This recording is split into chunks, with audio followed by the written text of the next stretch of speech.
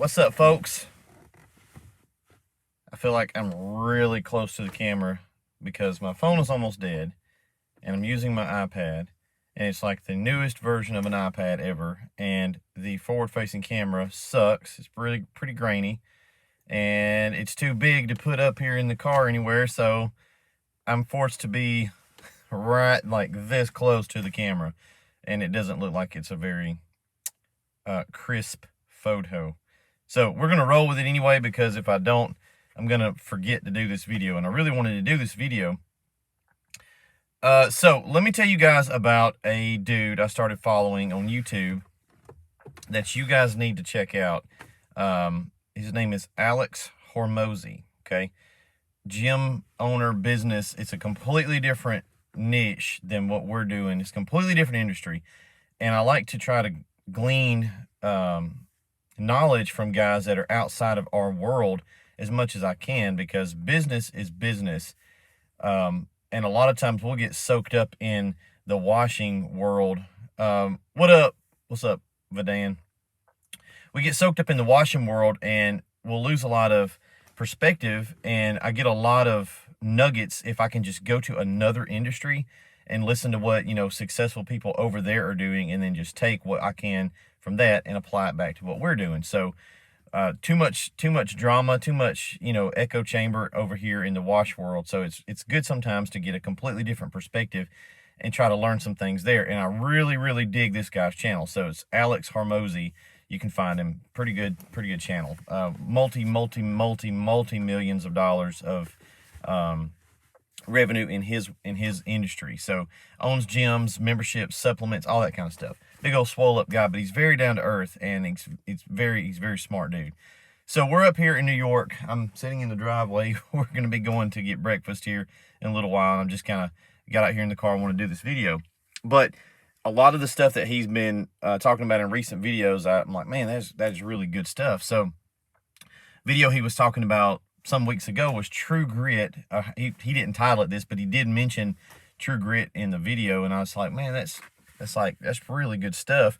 So he's talking about, and this is very good for us to try to implement and understand, what is grit. I don't know if you guys have seen the movie. I'm going to assume that most of my guys that follow this channel are fans of the same movie genres that I'm fans of, right? So Westerns. True Grit, I really liked the second one with, what's his name? Dang, Jeff Bridges, right? Jeff Bridges. Really good movie. And True Grit, in that movie, it portrays Jeff Bridges' character, which was, previously John Wayne. I'm not a big John Wayne fan. I like the movies. I like the concept of John Wayne. It's just those old, slow movies, like, I can't get into them. I love Clint Eastwood movies, but the character of Rooster Cogburn is an interesting character. And in the newer one, it's very highlighted as to why he's successful. Like right at the very beginning of the movie, the little girl, Maddie or whatever her name was, she's looking for somebody to go kill this dude that had murdered her dad. And she's asking the sheriff or whatever, and he's like, well, this guy's pretty good. He's good at tracking. This guy's he's a very smart guy. He's a good marshal. But I think the one that stands out is Rooster Cogburn. And the thing about him is he's not really good at any one thing. He's not an excellent tracker. He's not, by the book with the law. You really don't know what he's going to do next. He's kind of all over the place. But the thing he does have is true grit. He's got sand in his craw, and he's got that stick-to-itiveness. And that's kind of what they were defining true grit as, is that stick-to-it factor.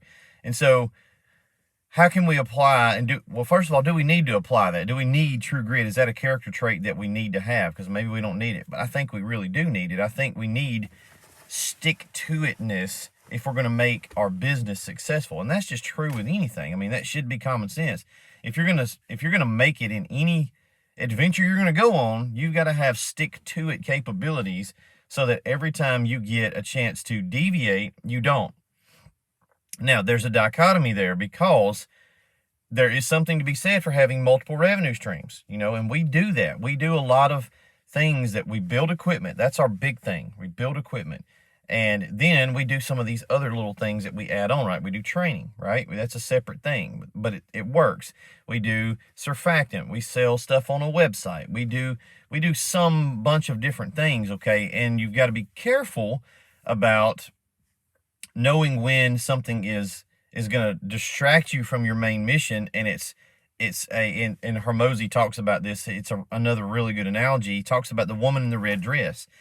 Another movie reference from The Matrix, where Neo's learning how to operate in the Matrix, and the chick in the red dress goes by, and it's a distraction tool, and Morpheus is like, "Ha, I gotcha." Perfect freaking analogy, right? So you got to know when things come across your desk that are opportunities. You don't want to leave opportunities, but not all of them are good for you. They could be a woman in a red dress, and that's a syndrome. That's a fallacy you can get into, where you're trying to do so many things that you're not sticking to any of them, and you're not proficient at any of them. So we see guys, they get equipment, and 6 months later, they're not making their payments if they leased it. Click Lease is calling us. Look at that gray hair right there. Look at that. Let's see. Oh, that hurt. I got him, though. See that? That's from running a business right there. I look like Obama after the first 4 years of his term. Man, look like death warmed over. So how do you know when something is an opportunity that you need to bolt onto your business? How do you know when the timing is right to bolt it onto your business? And how do you know when you need to leave it alone and just stay the course and have true grit about your business? Well, that's up to you to decide. You got to know your business. That's one thing that, I don't know if Mike Vadan is still on here, but he did a video some time back, and I was so glad he did it, because we get that question all the time of, how do I charge? How much do I charge? How do I price? How do I charge? I'm like, dude, I don't know. It's your company. You got to know your company. You got to know your business and what you want to do with it. I can't tell you what to price a house in Oklahoma for. I don't know. You got to figure it out. I can tell you kind of sort of what we would price it at, but it ain't got nothing to do with your business. So you've got to know your business and what is and is not a good fit. And that's not saying you might make some mistakes, right? You may add some things on that don't work out, and it winds up being a huge time suck for you. It just sucks your time and your energy, and it pulls you away from the thing that you're really profitable at over here. And on the other side of that coin, you may miss some opportunities, or some things you're like, no, I don't have time for that, and it's not a good fit, not a good time, not good timing, whatever.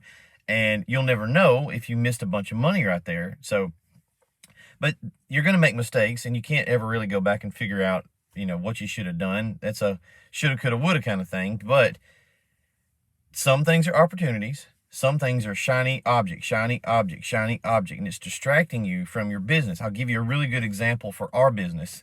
And if my dad watches this, Dad, I'm talking to you. So Dad wants to build an enclosed trailer so bad he can't stand it.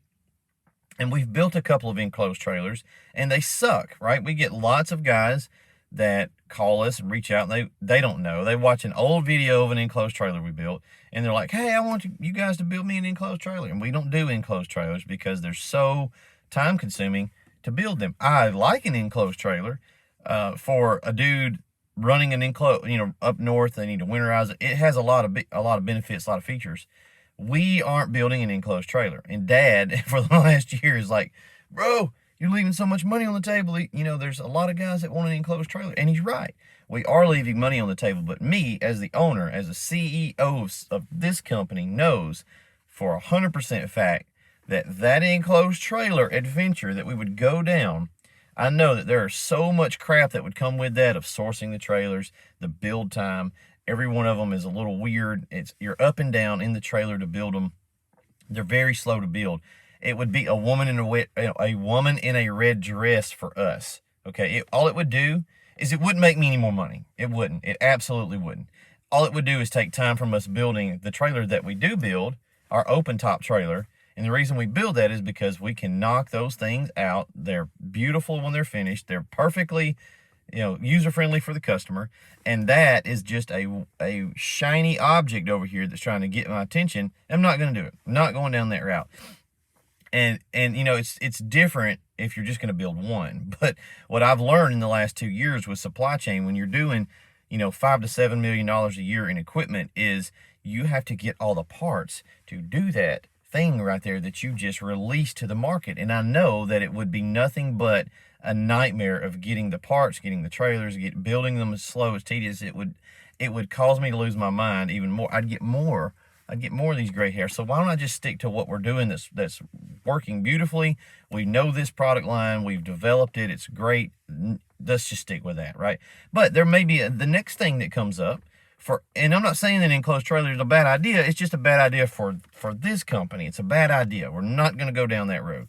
The next thing that comes up, here's where I got to be careful. I don't want to turn everything away, because there's going to be the next opportunity that comes up, might be a tremendous opportunity that we can bolt on and make a bunch of money, and we can sustain it, and we can stand behind it, right? And it just flows good. So true grit in business is that stick to it factor of not jumping off of every exit ramp you come past because that interstate over there looks better, and that road over there looks better, and that road over there looks better. Guys will grab a skid, and then they don't even give it long enough to be profitable before their brain is running all over the place about these 11,000 other things. I'm going to go do paper sealing. I'm going to go do garage floor coating. I'm going to go do Christmas lights. I'm going to go do all these freaking stupid things. And none of those things are wrong, okay? None of those things are bad ideas. But what I see is they don't even put one season into becoming proficient at washing. I'm like, bro, that skid you just bought, that Illumimax you just bought will turn $250,000 in the right market with two guys in a truck. I know it will. A fact, it will. You can do $200,000, $250,000 with that skid. But they get it and they kind of play around with it. They don't do their marketing. They don't do the basic stuff. They don't get out there and work. And then they're just like, oh, well, you know, we're making okay money, but I got to find something else to add more money. Well, no, you don't. If you would just do this, right? You don't need to add something else to your plate before you've mastered the thing here, especially if this thing is a proven thing. Like, it wouldn't make sense for a guy. Let's step out into another world and let's see if this makes sense. I'm going to go buy a tugboat, and me and Dusty are going to be Bubba and Forrest, and we're going to catch freaking shrimp, right? We're going to go shrimping out in the Gulf. We're going to get some shrimp, and we're going to get a tugboat. We're going to get a shrimp boat, not a tugboat. We're going to get a shrimp boat, and we're going to go get a bunch of nets, and we're going to be freaking shrimpers, right? We're going to catch shrimp. And then a month later, we're like, well, we caught some shrimp, but let's also do tours. We'll do tours. We'll take people, and, you know, we'll go to Panama City and we'll grab people and we'll do tours, and we'll do that for a month. And then we're like, well, let's also do deep sea charters. Let's do that too. Let's do deep sea charters. And so we're doing, listen, if you just take your shrimp boat and go shrimping, you'll be fine. Like, if you'll just become a master at shrimping. Now, in 2 to 5 years, maybe you've got the shrimp boat autonomous, right? The shrimp boat is doing its thing. You've got a captain running it, your owner, there's a crew. Now, at that point, we can start looking at expanding our portfolio of businesses, right, to other things. I got a buddy that owns a construction company. He's asked me 2 or 3 times, hey, man, invest with me. We'll buy one of these houses and we'll flip them. You know, you got some capital. I got the guys. We can flip some of these houses. I'm not doing it. There ain't no way in Hades that I am getting into flipping houses, because I'm trying to build equipment. I'm trying to build it as much of it a week as I can to get my guys that are in the queue taken care of as quick as we can. I'm trying to manage supply chain. I'm trying to train my new guys that are at the shop. And we're kind of, Southeast is kind of on the cusp of me getting a little more autonomous, and the shop is, the plant is running itself, sort of. It ain't quite there, but it's falling into place. My guys they know what they're doing. We just hired a new guy, 2 weeks ago. New guy, Nick, he's doing great. Once they're up to speed in the shop, and we got 4 guys in the shop rolling, right? Cody doesn't have to build equipment personally anymore. That's not saying I'm not jump in there 2 or 3 days a week and help knock out a piece of equipment. But what I can do is go do other things. I can go back on the wash truck. I can get footage for the channel. I can start developing other products that we're working on releasing to the market. I can put my time into those things, but I'm not going to do it right now because it would take me away from the main thing. And the main thing is always to keep the main thing, right? I want to have true grit. I want to stick to it. Don't abandon ship, man. While you're out there, you've got so much potential, but if you keep getting distracted by the woman in the red dress fallacy, you're just going to spin your wheels for 20 years trying out a bunch of different businesses, and you may have some level of success, but you're not going to have the success that you're really looking for. So that's my word of warning. Have some true grit. Stick to it, man. That's just like a trait that is hard to find nowadays. That stick to it capability. The folks that won World War II, that generation, they had a stick to it capability. Like, and again, it's a coin. There's a bad side to that. You don't want to stick to it to the point where you're in a failing business and I'm just going to stick to it until it goes under. Like them dudes on the Titanic that were playing the violin as it went underwater, that was retarded. You should have got on a lifeboat. Like, I'm not sticking to it if the ship's going down. But just generally, I want to have that stick to it capability. I also want to understand when I need to pivot in business, but I think a lot of times we use these fun words like, oh, we're pivoted in our business because it makes us feel smart. And really all it is you don't have the true grit to stick to a plan until it's executed. You got to give this stuff time, man. Like, you just, like Aaron talks about all the time, building a website. You can't build a website and 3 weeks later, like, website ain't worth piss. No, it is. You have to stick to it. Throw in clip flyers. I don't do that crap. I hate clip flyers. But if you're going to do it, you got to stick to it. You can't throw 50 of them out and be like, well, that didn't work. It ain't going to work. You can't get a skid or a trailer and say, well, I'm going to be a soft washing, pressure washing man. And you run it for, not even one summer. Like, not even one whole season. That stuff don't work. It does work. There's a billion dudes out there making a killing. But what are they doing different? They're stick to it. Hope you guys have a great Sunday. We're going to try to wake these kids up, go get something to eat, and we're going to get on the road and go back to Alabama and get back to work, get back in the shop, knock some more equipment out. I think we sent out five or six last week. I wasn't there Thursday and Friday, but the guys loaded up. Jonathan taught the class, sent out, I think it was 6. We sent out one Thursday, the guy from Oregon, Casey, Grayson Carey. I always get your name mixed up, dude. He came and picked up his skid Thursday, and then we sent out 5 more Friday. I don't know if they got any footage of it or not, but we did have a day, guys. If you're in the queue, we're not taking the week off. So then this week, I think we're trying to do 7 units this week. So just kind of a normal week for us. We'll check in with you guys midweek. Have some true grit, man. Stick in there. Be successful. We'll see you.